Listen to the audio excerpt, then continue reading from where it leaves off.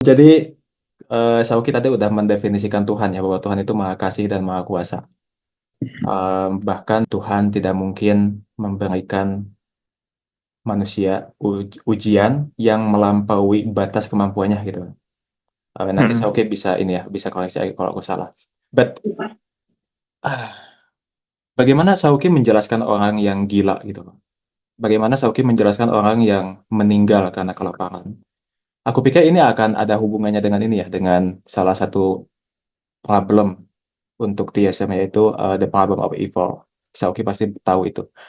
So, jika Tuhan itu Maha Kasih, dia pasti mau untuk menghilangkan penderitaan dan kejahatan. Kalau Tuhan Maha Kuasa, dia pasti kuasa.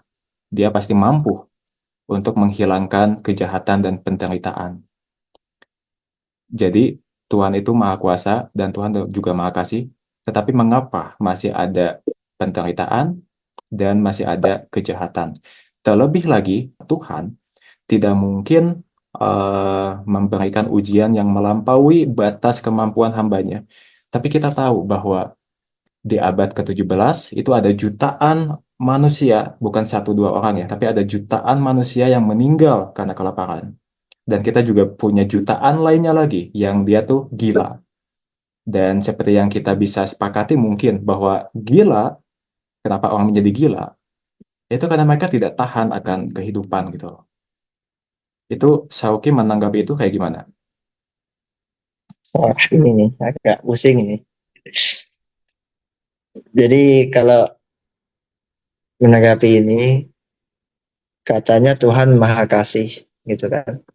Terus yang kedua, Tuhan mengatakan bahwasanya Tuhan tidak memberikan ujian kepada hambanya kecuali itu sesuai dengan kadar hambanya. Eh,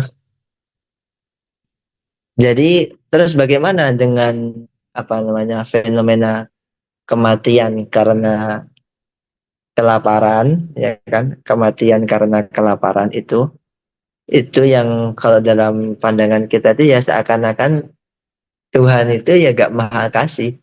Justru itu seakan-akan ya kalau dalam kita tuh wah Tuhan itu jahat gitu lah. Tuhan itu jahat karena membiarkan kelaparan kepada manusia. Nah ini sebenarnya saya agak bingung mas. Saya agak bingung gitu kan. Tapi mungkin sedikit jawaban bahwasanya seperti ini. Tuhan itu eh, apa namanya? Tuhan itu menjanjikan kepada manusia itu untuk membuat pilihan. Nah, sementara Tuhan itu sudah menetapkan di alam semesta ini segala sesuatu saling berkaitan dan segala pilihan itu pasti ada konsekuensinya. Nah, dan khususnya di dalam agama kami ya, itu ada sering namanya itu disebut dengan diuji tadi sebagaimana yang disebutkan di awal tuh. Ya, poin bahwa segala sesuatu di alam semesta ini itu berkaitan membuat apa namanya sebuah kenyataan yang ya mungkin tidak serak ya bagi kita. Misal Anda itu, kamu itu ya bisa ditimpa kemalangan atau bisa ditimpa kemiskinan atau bisa ditimpa kelaparan itu diakibatkan oleh orang lain. Misalnya kalau ada sebuah negara ya di mana mayoritas penduduknya itu yang bodoh itu tertipu dan memilih pemimpin yang salah seperti itu. Akibatnya adalah pemimpin dan juga apa namanya itu kroni-kroninya itu bisa leluasa untuk menjarah dan mengangkangi negara itu. Kamu atau orang dekat kamu itu jadi menderita karena tadi yang kita sebutkan di awal. Nah, ini tuh jelas bukan kesalahan kamu, ya kesalahan personal kamu. Tapi ini merupakan bagian dari hukum sebab akibat yang berlaku secara universal. Dan ini merupakan konsekuensi yang mengalir. Nah, ini itu menunjukkan bagian dari cara kerja alam semesta. Kalau kita sebut itu sunatullah. Ya kan, sunatullah konsekuensinya seperti itu. Seperti itu sih. Jadi kalau Uh, seandainya apa namanya? Kalau seandainya di sebuah negara, misal negara di mana tadi ya? di sebuah negara itu terjadi yang namanya kelaparan, itu bisa dikatakan akibat disebabkan oleh apa namanya disebabkan oleh mungkin ya kalau itu mungkin ya pemilihan penguasa yang salah seperti itu sih. Al, Aku ada itu kayak konsep kodar dan kodar gak sih, Shoki? Gimana?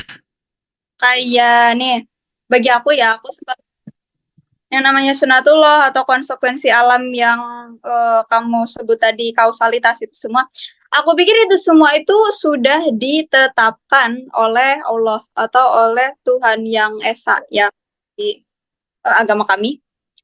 Tapi masalahnya eh, di sini konsekuensinya nanti artinya kita semua manusia tidak memiliki free will, tidak memiliki kehendak bebas. Yang artinya semua hal yang terjadi di alam semesta ini baik buruk atau baik itu tuh kita nggak bisa disalahin atau nggak bisa dipuji karena itu semua tuh udah ditentukan oleh Tuhan kayak gitu loh. Kalau di Hmm. kalau di Islam tuh kan ada yang namanya kalau nggak salah tuh kodar ya. Aku dulu belajarnya itu kodar yang mana tuh adalah beberapa hal yang bisa kita ubah dengan usaha kita sendiri. Tapi di sini kesalahannya kan kekuatan daya yang kita miliki itu pasti dari Tuhan dong. Atau mungkin uh, konsekuensi yang nanti kita ambil dari konsekuensi yang nanti kita dapatkan dari pilihan kita terhadap melakukan sesuatu itu pasti udah ditentukan sama Tuhan. Bahkan sebelum kita lahir pun ketika kita mau melakukan A itu tuh sudah ditentukan oleh Tuhan gitu loh. Jadi menurut aku semua kejahatan dan semua kebaikan itu bisa dipertanggungjawabkan atau dikembalikan ke Tuhan. Jadi kita nggak punya tanggung jawab sama sekali di sini karena kita nggak punya free will gitu loh. Karena semuanya udah ditetapkan sama Tuhan. Gitu. Gimana Shoki? Oke. Kalau seandainya semuanya ditetapkan oleh Tuhan, jadi dalam artian apa yang kita lakukan setiap hari udah ada, itu udah dilakukan oleh Tuhan, udah ditetapkan oleh Tuhan. Bahkan kita sekarang mungkin udah ditetapkan oleh Tuhan bahwa jam sekarang, jam sekian, detik sekian, bahwasanya kita akan berdiri seperti itu. Ini kan sebenarnya di agama kita sendiri itu kan masih ada perdebatan di situ, ya kan? Ada yang mengatakan bahwasanya kita emang nggak punya kehendak apapun, semuanya itu diatur oleh Tuhan. Ini sebagaimana yang dikatakan oleh Abu Hasan Al-Maturidi itu. Imam ya Abu Hasan Al-Maturidi kalau nggak salah. Abu Hasan Al-Maturidi. Terus kebalikannya, ada yang mengatakan bahwasanya kita itu diberikan kehendak, ya kan? Kita diberikan kehendak. Kita diberikan kehendak. Namun itu masih diatur oleh Tuhan. Dalam artian, ya Tuhan itu masih ada kehendak di situ. Tapi kita bisa berbuat sesuatu, tapi kita masih bisa bebas dalam memilih sesuatu itu. Tapi itu nanti ada Tuhan yang ngatur di situ. Nah, mungkin tadi yang dijelaskan oleh Mbak Aldia itu yang kedua tadi ya, bahwasanya kita tuh ada free will tapi ada Tuhan yang ngatur gitu kan? Gitu kan? Tuhan yang ngatur itu maksudnya kayak gimana? Aku ngelihat kalaupun kita punya free will itu tuh kayak cuma ilusi gitu doang. Kita cuma di setting sama Tuhan seakan-akan kita punya free will tapi sebenarnya enggak kayak gitu. Jadi pada akhirnya ya kita nggak punya free will. Aku setuju sama pandangan Jabariyah di sini, yang pandangan yang mengatakan kalau kita nggak punya free will, semua baik buruk ya ditentukan sama Allah kayak gitu. Karena kalau seperti ini kan kita nanti debat diskusinya itu mana yang benar gitu, aliran mana yang benar, aliran Jabariyah kah, aliran Qadariyah kah, atau aliran yang mana gitu. Tapi kalau menganggap kita seperti itu, ya, jadi kabarnya gini lah, kita anggap itu kita gak terlalu terkait dengan itu, tapi memang itu harus terkait. Tapi gampangnya itu gini, kita itu emang diberikan free will oleh Tuhan, bebas berkehendak, gitu. Misal kita itu melakukan sesuatu yang baik, dalam artian kita itu main bola gitu, kita main bola, Itu free will kita, itu free will kita, kebebasan kita dalam sebagai manusia itu main bola sampai kita sampai kita menjadi expert di bidang bola. Menjadi expert di bidang bola itu nanti itu apakah apakah di ridho oleh Tuhannya itu nanti dilihat di hasilnya gitu. Mungkin dalam artian gini, kita jihad segala macam, ternyata Tuhan itu kayaknya nggak terlalu cocok untuk ini. Maka oh kamu nggak pas jadi kamu, maka diarahkan ke yang lain. Nah di situ manusia juga dituntut untuk bertawakal di situ, bertawakal sehingga menemukan free will mana yang cocok untuk dirinya seperti itu. Dan Hey, itu emang direstui oleh Tuhan seperti itu. sebelum diskusinya melebar ke apakah kita punya kehendak bebas atau enggak, aku pengen balikin lagi ke the problem of evil ya. Jadi kalau aku mau menanggapi jawaban Sauki tadi, Sauki kan menjawab kenapa adanya evil atau suffering itu dengan free will ya, dengan kehendak bebas. Karena kehendak bebas lah manusia itu kelaparan atau ada yang gila atau ada yang meninggal atau ada kejahatan dan sebagainya gitu loh. Ini adalah sebetulnya ini adalah bentuk jawaban yang bagus dipakai juga oleh beberapa filsuf. Cuman aku masih punya masalah dengan jawaban seperti ini karena pertama aku nggak percaya pada kehendak bebas, tapi itu masalah lain aja. Kita nggak usah mikirin ini. Masalah yang lebih gede dari teodisi kehendak bebas ini adalah natural disaster, bencana alam. Aku susah menerima bahwa bencana alam itu disebabkan oleh kehendak bebas manusia. Misal tadi Syauki bilang bahwa dalam agama kami ya mungkin ada kesalahan penunjuk pemimpinnya misalkan itu yang menyebabkan ada kelaparan lah. Dan aku susah untuk menerima bahwa bencana alam itu disebabkan oleh kehendak bebas manusia. Because ya mungkin karena aku nggak semuslim Sauki ya. Jadi aku memandang bahwa bencana alam seperti banjir, gunung Merapi, death, Black Death yang menyebabkan ratusan ribu atau jutaan manusia meninggal pada saat itu tuh betul-betul di luar kehendak bebas manusia gitu loh.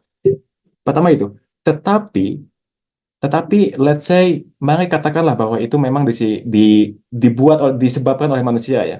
Alasan kenapa ada bencana alam kayak tsunami, mungkin manusianya jahat, makanya terjadi bencana alam. Mari anggap seperti itu.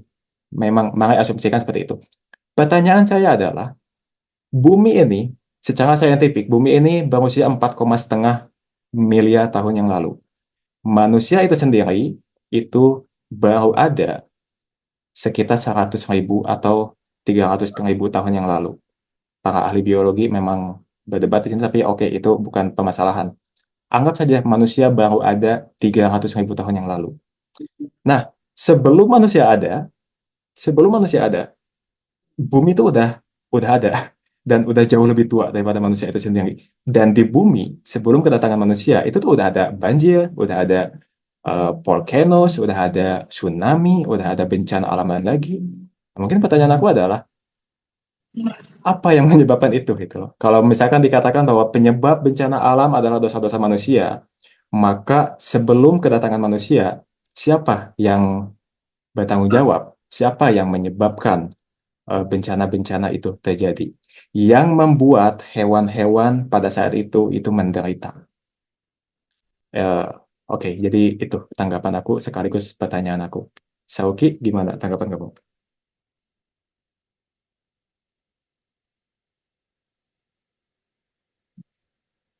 Oke, kayaknya agak pusing nih saya sendiri nih. Oke, kalau dikatakan bahwasanya pertanyaan intinya siapa yang bertanggung jawab ketika ada kerusakan sebelum turunnya manusia itu sendiri. Misal kerusakannya itu ya contohnya apa ya?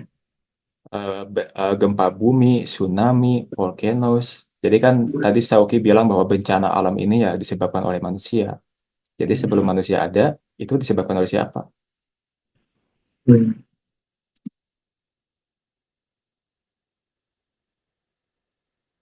Sebelum manusia itu siapa yang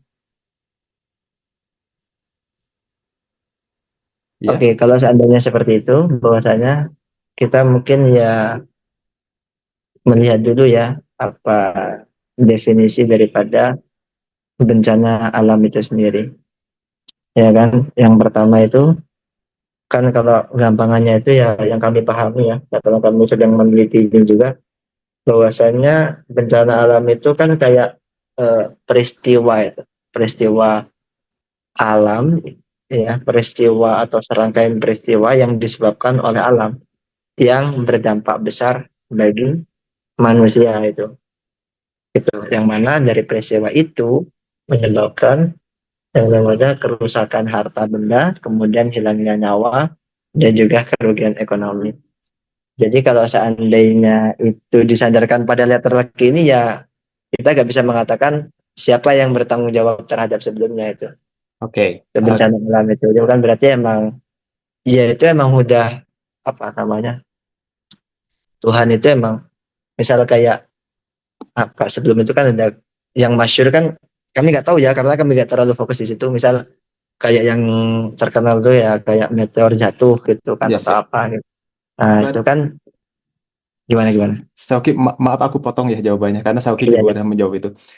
Tetapi jika Sauki menjawab definisi bencana alam seperti itu, maka itu kontradiktif dengan jawaban Sauki yang tadi bahwa bencana alam itu disebabkan oleh free will atau kehendak bebas manusia. Tadi kan Hmm, aku mengangkat jutaan manusia yang kelaparan ya, atau hmm, jutaan manusia yang meninggal karena Black Death gitu lah, virus. Nah, hmm, setahu aku, mereka yang meninggal karena kelaparan itu disebabkan oleh peristiwa-peristiwa alamiah loh.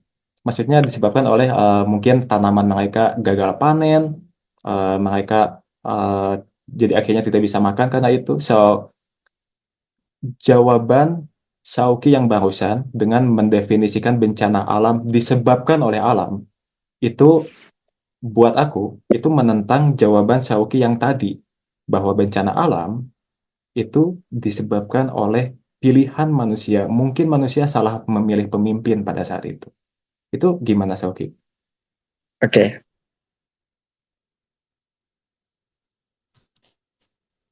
Jadi kita menemukan apa harus yang kami katakan bahwa itu disebabkan adanya sebab akibat. Sebabnya yaitu misal perusakan yang dilakukan oleh manusia gitu. Kalau di sekarang tadi saya mengatakan bahwasanya itu kan serangkaian peristiwa yang disebabkan oleh alam dan berdampak bagi manusia. Hubungannya di mana? Eh alam itu, jadi alam itu yang kemudian berdampak manusia. Penyebab penyebab apa namanya? Penyebab terjadinya peristiwa itu ada yang dilakukan oleh manusia. Seperti itu. Itu. Apa yang penyebab itu? Ah, itu ada yang dilakukan oleh manusia. Misal, dalam Al-Qur'an itu disebutkan ya eh wa anjalna minas sama'i ma'an biqadar fa askannahu fil ard, itu kan bahwasanya Allah itu menurunkan air dari langit dengan kadar gitu kan. Dengan kadar berarti udah ada kadarnya gitu. Nah, di sini kita udah mengatakan bahwasanya Allah baik, Allah bijaksana dalam menurunkan air dengan kadar. Biqadarin fa askannahu fil ard. Yang kemudian disimpan air itu di dalam bumi itu gitu. Nah, kalau seandainya ada air yang berlebih di situ, misal dalam air yang berlebih itu air yang di dalam tanah itu apa namanya berlebih yang kemudian itu menyebabkan pergoncangan yang ada di dalam tanah yang kemudian berdampak longsor, itu bukan karena Tuhan itu ya, bukan karena Tuhan secara semata-mata menurunkan tiba-tiba ingin memenuhkan air begitu saja kemudian mengoyakkan kemudian enggak, karena dalam ayat itu mengatakan bahwasanya sesuai kadar gitu. Ini bukan salah Tuhan, salahnya manusia. Maka Tuhan itu sudah menciptakan tanah sedemikian rupa dengan tampungan sedemikian rupa. Itu banyak penelitiannya di Cina segala macam. Dengan menciptakan apa namanya penyimpanan sedemikian rupa, kok bisa terjadi longsor? Oh, ternyata ada perusakan di situ. Entah dari perusakan tumbuhan kah, entah dari perusakan tanaman, perusakan tanah kah yang dilakukan oleh manusia. Nah, karena perilaku yang dilakukan oleh manusia itulah yang berdampak terhadap peristiwa alam. Peristiwa alamnya itu bencana alam itu tadi itu, gitu. Aku nangkapnya, koreksi kalau aku salah ya, aku nangkapnya adalah jawaban Sauki itu sebelum manusia ada, maka bencana alam itu disebabkan oleh alam. Tetapi setelah manusia ada, bencana alam itu disebabkan juga oleh manusia. Karena manusia juga ada peranan dalam menciptakan bencana alam tersebut. Begitukah? Sebelum manusia, gimana tadi? Sebelum manusia ada, bencana alam disebabkan oleh alam. Hmm. Setelah manusia ada, bencana alam disebabkan oleh alam dan manusia. Begitu. Alam dan manusia. Yes. Oke. Al, sebelum aku nanti menanggapi Pak Sauki lagi, kamu ada tanggapan nggak atau komen nggak? Untuk yang tetap sih ya, aku akan keduanya sebelum dan sesudah adanya manusia kepada Tuhan. Aku akan menganggap itu sebagai ya pokoknya salahnya Tuhan. Kenapa? Karena sebelum ada manusia, plus siapa lagi coba kalau misalnya bukan sunatullah ibarat itu atau bukan kehendak atau ketetapannya dia untuk mengadakan misalnya tsunami sebelum ada manusia atau pas meteor jatuh dan menghanguskan semua dinosaurus misalnya kayak gitu. Kemudian setelah adanya manusia pun aku pikir daya, upaya dan semua apa namanya? Semua perbuatan manusia itu bisa dikembalikan lagi kepada Tuhan karena kalau misalnya uh, kita memiliki daya tersendiri, daya independen yang terlepas dari Tuhan, kehendak bebas kita sendiri, ini daya dari mana kayak gitu. Artinya dia kan tidak maha kuasa kembali karena ada sesuatu yang tidak disebabkan oleh dia. Kayak gitu sih itu Pak. Nangkap nggak? Pertanyaannya tadi gimana?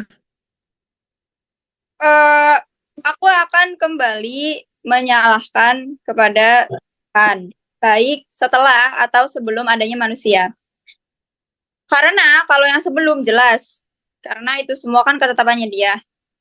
Kalau yang setelah adanya manusia, aku pikir semua daya yang kita punya, semua kekuatan, semua perbuatan yang kita punya, atau yang kita lakukan, itu tuh sumbernya bisa ditarik kepada Tuhan kembali. Kenapa? Karena dari mana lagi gitu loh. Kalau kita mempunyai kekuatan independen, itu kekuatan dari mana? Artinya ada sumber lain selain Tuhan kayak gitu. Paham nggak? Paham, paham.